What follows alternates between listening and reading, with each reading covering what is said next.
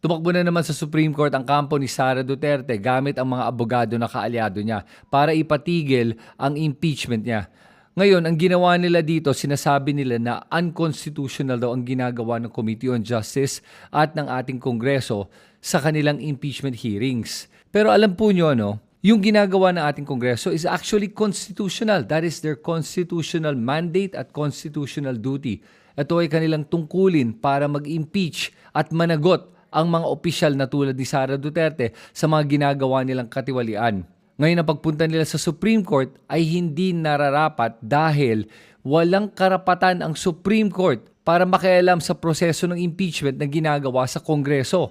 Congress has the sole power to hold impeachment proceedings. Hindi pwede makialam ang Supreme Court sa internal processes ng Congress. Kaya yung ginawa ng Supreme Court noong nakaraang taon na nagbigay ng kanilang resolution tungkol sa issue ng impeachment ay what we call judicial overreach. Alam po nyo, importante na hindi nakikialam ang Supreme Court sa proseso ng impeachment dahil po sila mismo ay impeachable officers. Kasi po, ang Congress ay co-equal branch of government at ginagawa yun ng batas para magkaroon ng accountability on all branches. Pag nakialam ang Supreme Court sa proseso ng Congress who holds the sole power of impeachment at sila mismo ay impeachable, edi lumalabas ngayon, pwede nilang isubvert yung impeachment process. Kaya hindi po tama yung ginagawa nila. At ngayon, tumatakbo na naman si Sara Duterte sa kanyang mga kaibigan sa Supreme Court para subukan ulit ipatigil na naman itong impeachment process dahil ayaw niyang sagutin yung mga alegasyon laban sa kanya. At sana naman siguro ngayon hindi na makikialam ang Supreme Court o makikialam kaya sila ulit. Huwag natin papayagan ulit na itong Supreme Court ay gumawa ng judicial overreach at makialam dito sa proseso na hawak mismo dapat lang ng Kongreso. Dahil itong ginagawa ng Kongreso ngayon ay sinabi mismo ng Supreme Court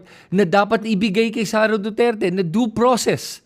Binibigay na nga ngayon. Aangal ulit itong si Sara Duterte kasi alam nyo, aminin na natin, kaya naman talaga pinapatigil ni Sara Duterte itong impeachment dahil wala siya talaga mabigay na maayos na depensa sa kanyang mga ginawang katiwalian. At sobrang obvious naman talagang tatak Duterte talaga ang pagiging duwag. At para sa akin, simple lang naman kung wala siyang ginawang mali, di humarap siya para maitigil ng impeachment. Bakit ayaw niya sumagot kung tingin niya fishing expedition lang to? Kaya wag na tayo magbobolahan dito at wag na kayo magpapabudol sa mga tulad ni Duterte. Nakitang-kita naman na may ginawang mali na hindi niya kayang sagutin. At yan ang katotohanan. Kayo na tingin nyo? Naghahanap na naman ba ng palusot itong si Sara Duterte sa pagpunta niya sa Supreme Court? O kaya tingin ba nyo inosente talaga siya? At hinaharas lang ba siya talaga ng ating Congress? Sulat niyo lahat ng comments nyo dito sa comment section sa ibaba. At pag nagugustuhan mo yung mga ganitong klaseng content, please consider becoming a paid subscriber sa aking social media accounts. Ito si Christian. Salamat sa inyong pagsubaybay. Magkita tayo muli sa aking susunod na video.